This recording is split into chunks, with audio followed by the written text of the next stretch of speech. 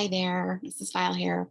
So we are at our last reading for our last module, The Power and Danger of a Single Story. And I want to start out with a little bit of explanation because this one starts off a little weird. What it's starting off as talking about how before any child is born, they're a possibility, they're a thought. I mean, they are an amazing combination of eggs and sperm that have come together out of a billion eggs and sperm to create this wonderful child. And it sort of starts off, it's very big and broad, how a baby could be anything, and then starts zeroing in onto a single child. So also, it's going to talk about peyote, which is a plant that can be used as a kind of a hallucinogenic drug to some degree, and it's commonly used by a lot of Native American tribes in the Southwest United States. So that'll kind of help you explain where that's coming from. So let's start reading The State by Tommy Orange. Before you were born, you were a head and a tail in a milky pool, a swimmer. You were a race, a dying off, a breaking through, an arrival. Before you were born, you were an egg in your mom, who was an egg in her mom. Before you were born, you were a nested Russian doll of possibility in her mom's ovaries. You were two halves of a million different possibilities, a billion heads or tails flip shine on a spun coin. Before you were born, you were the idea, before you were born, you were the idea to make it to California for gold or bust. You were white, you were brown, you were red, you were dust. You were hiding, you were seeking. Before you were born, you were chased, beaten, broken, trapped in Oklahoma. Before you were born, you were an idea your mom got in her head in the 70s to hitchhike across the country and become a dancer in New York. You were on your way when she didn't make it across the country and sputtered and spiraled and landed in Taos, New Mexico, a peyote commune called Morning Star. Before you were born, you were a dad's decision to move away from Oklahoma to northern New Mexico to learn about a Pueblo guy's fireplace. You were the light in the wet of your parents' eyes as they met across a fireplace ceremony. Before you were born, your halves inside them moved to Oakland. Before you were born, your body was much more than a heart, spine, bone, skin, blood, and vein. When you were just started to build muscle, before you showed, bulged in her belly as her belly, before your dad's pride could belly swell at the sight of you, your parents were in a room listening to the sound of a heart made. You had an arrhythmic heartbeat. Your doctor said it was normal. Your arrhythmic heart was not abnormal. Maybe he's a drummer, your dad said. He doesn't even know what a drum is, your mom said. And the man said arrhythmic. That means no rhythm. Maybe that just means he knows the rhythm so good he doesn't always have to hit it when you expect him to. Rhythm of what? She said. Of course, this would have been during a ultrasound while the baby was still in utero. But once again, when you got big enough to make your mom feel you, she couldn't deny it. You swam to a beat.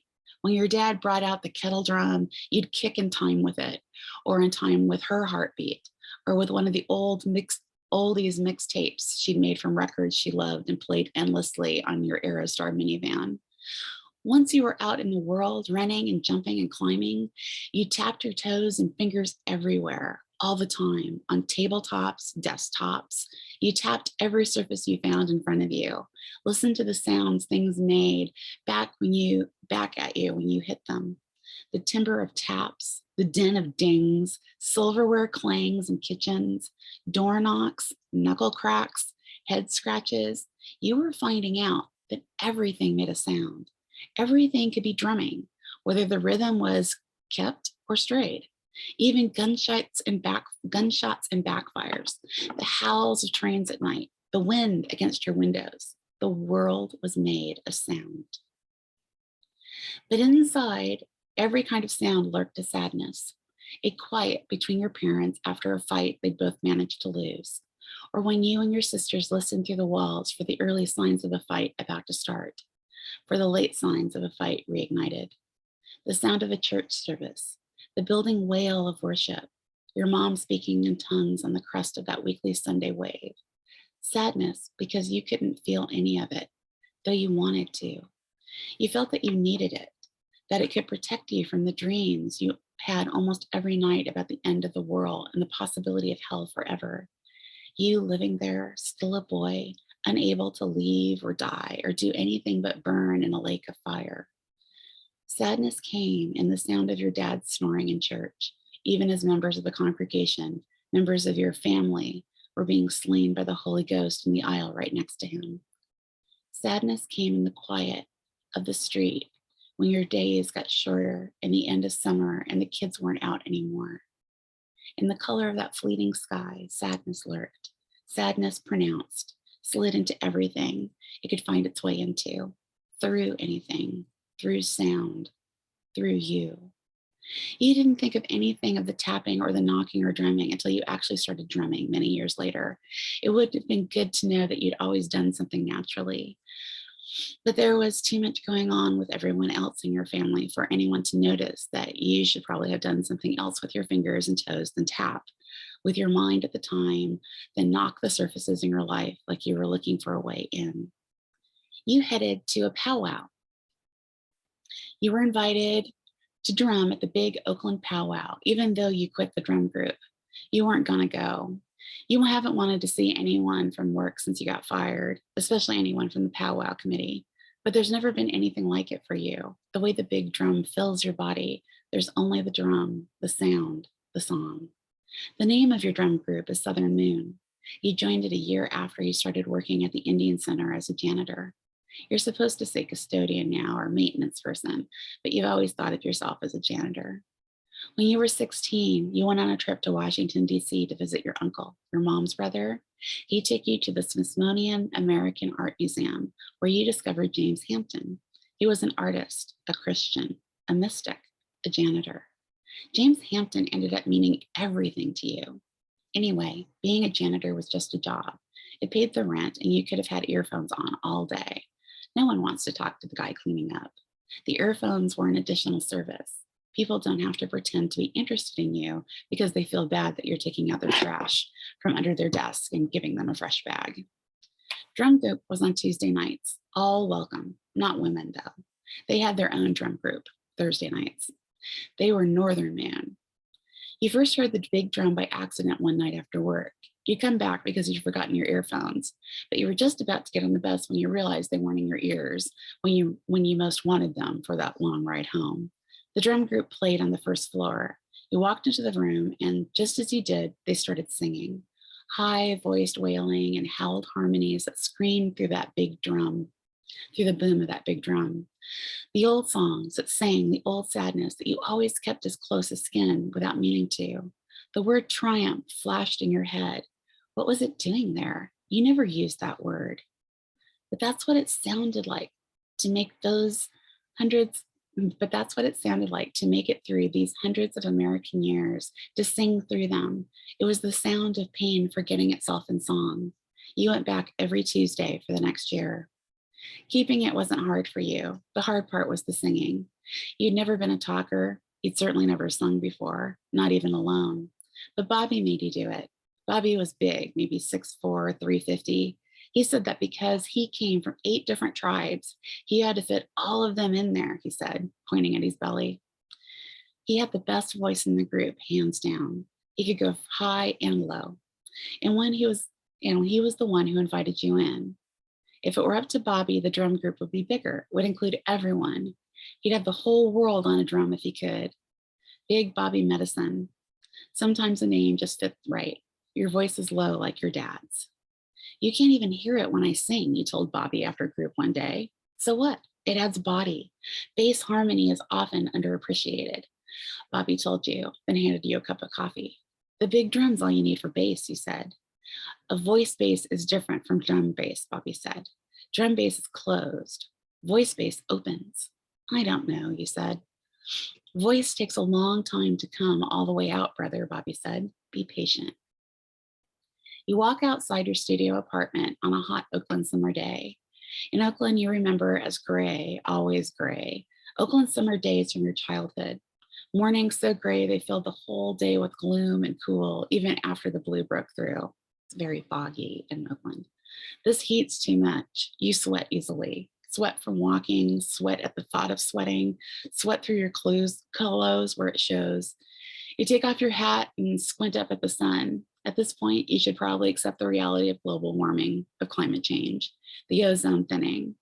Like they said, it was in the 90s when your sisters used to bomb their hair in Aquanet and you would gag and spit in the extra sink loud to let them know you hated it and to remind them about the ozone, how hairspray was the reason the world might burn, like it said in Revelation. The next end, the second end after the flood of fire from the sky this time. Maybe the lack of ozone maybe the lack of ozone protection, maybe because it was their abuse of Aquanet, which is a hairspray, and why they needed their hair 3 inches in the air, curled over like a breaking wave. Because what? You never knew, except all the other girls did it too. And haven't you heard or read that the world tilts on an axis ever so slightly every year, so the angle makes the earth like a piece of metal when the sun hits it just right, and it becomes just as bright as the sun itself? Haven't you heard that it's getting hotter because of this tilt, this ever increasing tilt of the earth, which is inevitable and not humanity's fault, not our cars or emissions or Aquanet, but plain and simple entropy? That it was atrophy, or was it apathy? Atrophy means just kind of rotting away, whereas apathy means nobody cares. You're near downtown, headed for 19th Street BART station, which is what they call their bus system. You walk in with a slightly dropped, sunken right shoulder, just like your dad. The limp too, right side. You knew that this limp could be mistaken for some kind of affect, some lame attempt at gangsta lean. But on some level, you maybe don't even acknowledge, you know that you're walking like it subverts the straight posture, upright, citizenly way of moving one's arms and feet just so, to express obedience, to pledge allegiance to the way of life, and to this nation and its laws, left, right, left, and so on. But you've really cultivated this drop shoulder walk, this lean to the right in opposition, or was it some native specifics counterculture thing you're going for, some vaguely anti-American movement? Or do you walk the way your dad walked, simply because genes and plain and styles of walking and talking get passed down without anyone really even trying? The limp is something you've cultivated to look more like a statement of individual style and less like an old basketball injury. To get injured and not recover is a sign of weakness. Your limp is practiced, an articulate limp, which says something about the way you've learned to roll with the punches. All the time you've been fucked over, knocked down, that you've recovered from or haven't, that you've walked or limped away from, with or without style. That's on you. You pass a coffee shop you hate because it's always hot and flies constantly swarm in front of the shop, where a big patch of sunlight seethes from some invisible shit the flies love, and where there's always just the one seat left in the heat with the flies, which is why you hate it.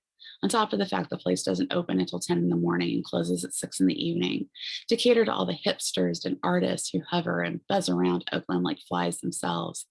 America's white suburban vanilla youth, searching for some invisible thing Oakland can give them, street cred or an inner city inspiration. Before getting to the 19th Street station, you pass a group of white teenagers who size you up. You're almost afraid of them, not because you think they'll do anything. It's how out of place they are. All the white looking at their own city. You want to run them down, scream something at them, scare them back to wherever they came from. Scare them out of Oakland. Scare the Oakland they've made of their own out of them. You could do it too. You're one of these big lumbering Indians, 6 feet, 230, chip on your shoulders so heavy it makes you lean, makes everyone see you, your weight, what you carry. Your dad is 1000% Indian, an overachiever, a recovering alcoholic, medicine man from Oklahoma, for whom English is a second language. He loves to gamble and he smokes American Spirit cigarettes. He has false teeth and prays for 20 minutes before every meal, asking for help from the Creator for everyone, beginning with the orphan children and ending with the servicemen and servicewomen out there. Your 1000% Indian dad who cries only in ceremony and has bad knees, which took a turn for the worse when you were 10 and he laid concrete on the backyard for a basketball court.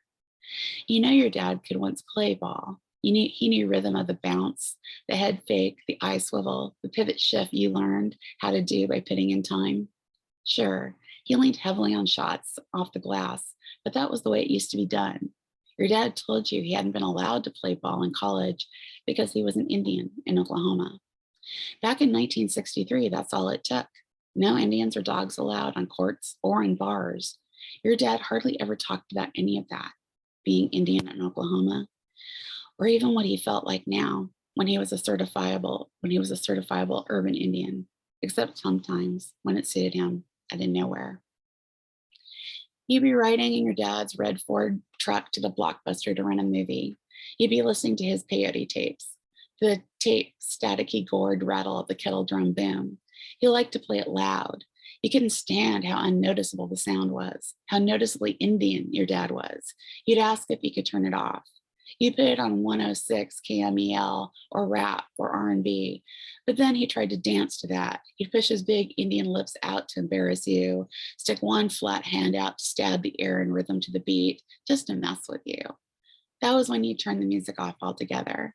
That was when you might hear a story from your dad about his childhood, about how he used to pick cotton from his grandparents for a dime a day, or the time an owl threw rocks at him and his friends from a tree, or the time his great grandma split a tornado in two with a prayer.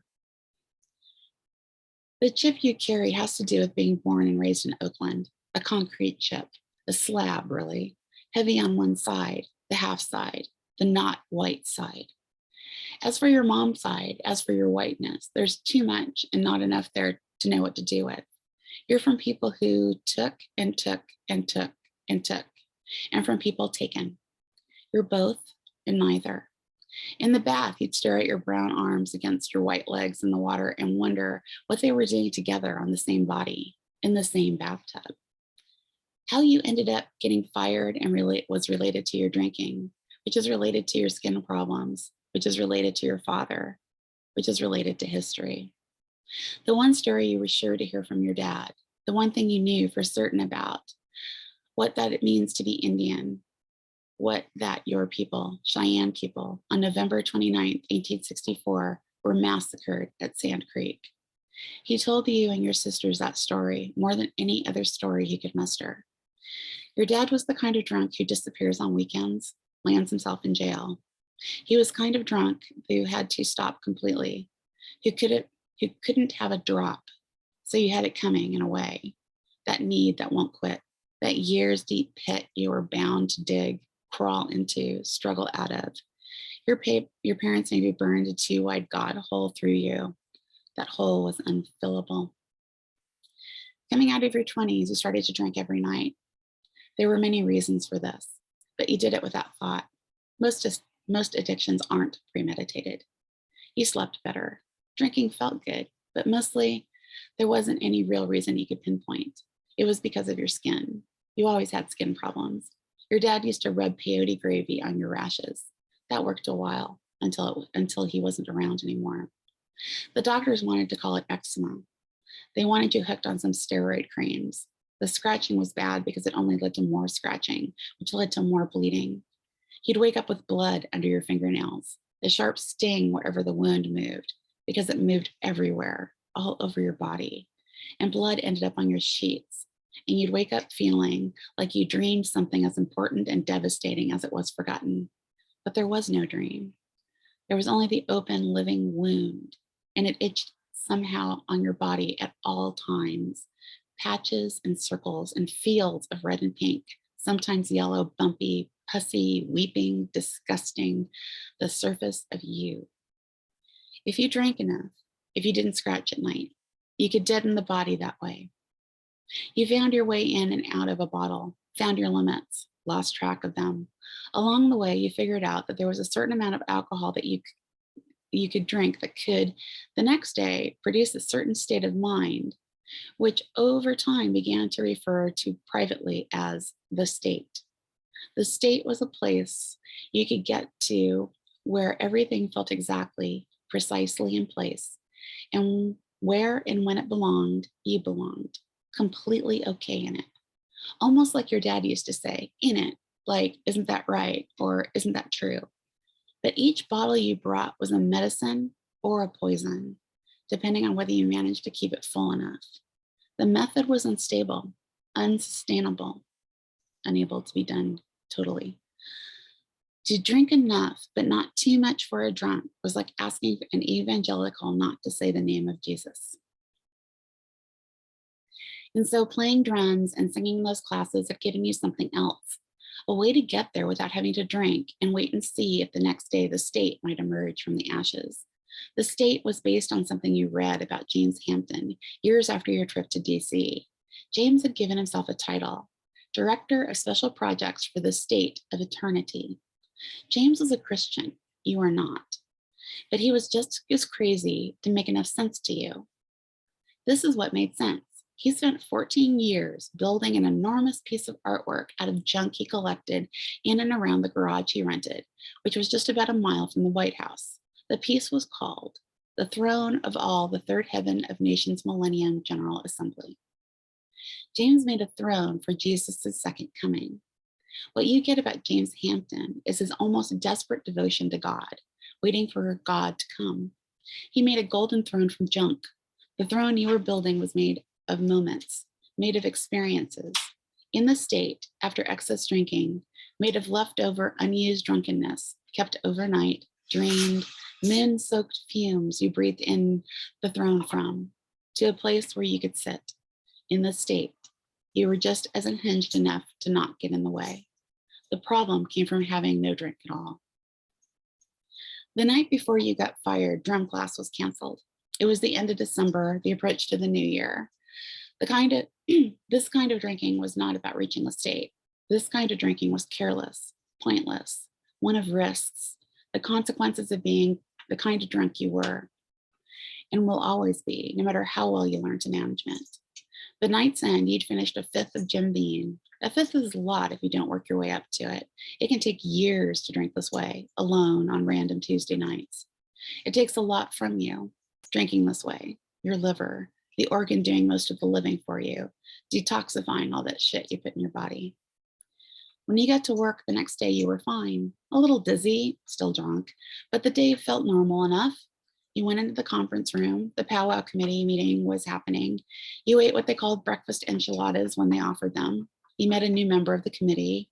Then your supervisor, Jim, called you to his office. He called on the two-way you kept on your belt. When you got to his office, he was on the phone. He covered it with one hand. There's a bat, he said, and pointed out to the hallway. Get it out. We can't have bats. This is a medical facility. He said it like you'd brought the bat in yourself. Out in the hallway, you looked in, up and around you. You saw the thing on the ceiling in the corner near the conference room at the end of the hall. You went and got a trash bag and a broom. You approached the bat carefully, slowly. But when you got close, it flew into the conference room. Everyone, the whole powwow committee, head spinning, watched as you went in there and chased it around. In the hallway, the bat circled around you. It was behind you, then it was in the back of your neck. It had its teeth or claws dug in. You freaked out, reached back, got the bat by a wing, and instead of doing what you should have done, put it in the trash bag where you were carrying with you. You brought your hands together with all your strength. Everything you had in you, you squeezed. You crushed the bat in your hand, blood and thin bones and teeth and a mess in your hands. You threw it down. You would mop it up quick, wipe clean the whole day, start over again. But no, the whole powwow committee was there. They'd come out to watch you catch the bat after you chased the thing into their meeting. They looked at you with disgust. You felt it too. It was on your hands, on the floor, that creature. Back in your supervisor's office after you cleaned up the mess, Jim gestured for you to sit down. I don't know what that was, he said, both hands on the top of his head, but it's not something we can tolerate in a medical facility. That thing fucking bit me. I was reacting. And that would have been okay, Thomas. Only coworkers saw. And what I was only you smell like the and it would have been okay, Thomas. Only coworkers saw. And I was told you smell like alcohol, coming to work drunk. I'm sorry, but that's a fireable offense. You know we have a zero tolerance policy here. He didn't look mad anymore. He looked disappointed. You almost told him that it was from the night before, but maybe that would have made a difference because the alcohol was still in you, in your blood.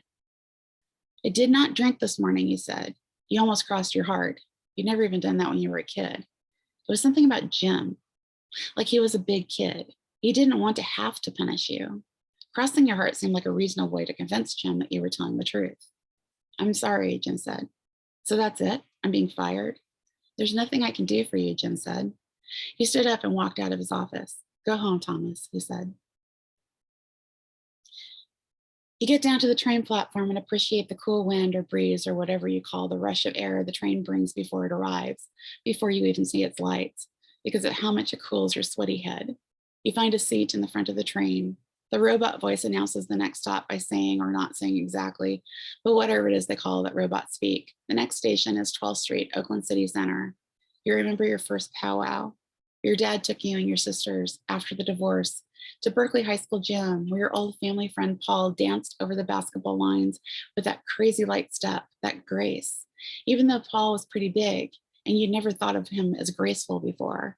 But that day you saw what a powwow was, and you saw that Paul was perfectly capable of grace, and even some kind of Indian-specific cool with footwork, not unlike breakdancing, the effortlessness that cool requires. The train moves and you think of your dad, of how he took you to that powwow after the divorce, how he had never taken you before when you were younger. And you wonder if it was your mom and her Christianity the reason you didn't go to powwows or do more Indian things. The train emerges, rises out of the underground tube in the Fruitvale district, over at the Burger King, that terrible faux place where East 12th and International almost merge, where the graffitied apartments and abandoned houses, warehouses, and auto body shops appear, loom in the train window, stubbornly resist all of Oakland's new development. Just before the Fruitvale station, you see an old brick church that you've always noticed because of how run down and abandoned it looks. You feel a rush of sadness for your mom and her failed attempt to make you believe for your failed family. How everyone lives in different states now, how you never see them, how you spend so much time alone. You want to cry, and you feel as if you might, but you know that you can't, that you shouldn't. Crying ruins you. You gave it up a long time ago. The thoughts keep coming about your mom and your family at a certain time when the magical over and underworld of Oakland spun Christian evangelical into the world spirituality seemed to come at life to take you, all of you. You remember it so clearly that time. Before anyone is awake, your mom was crying into her prayer book.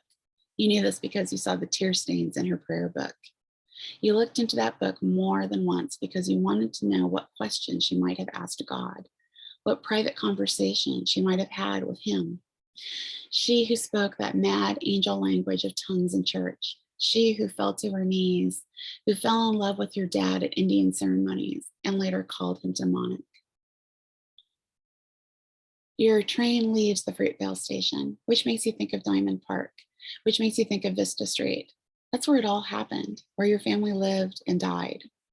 Your older sister, Delana, was heavily into PCP, or angel dust, another hallucinogen. It was when you found out that you don't need religion to be slain, for the demons to come out with their tongues. One day after school, Delana smoked too much PCP. She came home and it was clear to you that she was out of her mind. You could see it in her eyes. Delana's eyes without Delana behind them. And then there was her voice, that low, deep, guttural sound. She yelled at your dad. He yelled back and she told him to shut up. And he did shut up because of that voice. She told him that he didn't even know which God he was worshiping. And soon that Delana was on the floor of your sister Christine's room, foaming at the mouth. Your mom called an emergency prayer circle, friends from church, and they prayed over her, and she foamed and writhed and eventually stopped when that part of the high wore off. The drug dimmed, her eyes closed. The thing was done with her. When she woke up, your mom gave her a glass of milk. And when she was back with her normal voice, her normal eyes, she didn't remember any of it. Later, Your mom said that taking drugs was like sneaking under the gates into the kingdom of heaven. It seemed more to you like the kingdom of hell, but maybe the kingdom of heaven is bigger and more terrifying than we can ever know. Maybe we've all been speaking that broken tongue of angels and demons for too long to know what we are, who we are, what we're speaking. Maybe we don't die, but change, always in the state without ever even knowing that we're in it. When you get off at the Coliseum station, you walk over the pedestrian bridge with butterflies in your stomach. You do and don't want to be there. You want to drum, but also to be heard drumming, not as yourself, but as the drum, the big drum sound that makes the dancers dance. You don't want to be seen by anyone from work. The shame of your drinking and showing up at work with the smell still on you is too much. Getting attacked by the bat and crushing it in front of them is part of it too. You go through the metal detector at the front, your belt gets you to go another go through. You get the beep the second time because of change in your pocket. The security guard is an older Black guy who doesn't seem to care much about anything, but avoiding the beeping of the detector. Take it all out, anything in your pockets, he says, take it out. That's all I got, you say, but when you walk through it beeps again. You ever have surgery, the guy asks? What? I don't know, maybe you have a metal plate in your head, or nah, man, I got nothing metal on me. Well, I gotta pat you down now, the guy says, like it's your fault. All right, you say, and put your arms up. After he pats you down, he gestures for you to walk through again. This time when it beeps, he just waves you on. About 10 feet away, when you're looking down, you walk and you realize what it was. Your boots, steel toe. You started wearing them when you got the job. Jim recommended it. You almost go back and tell the guy, but it doesn't matter anymore.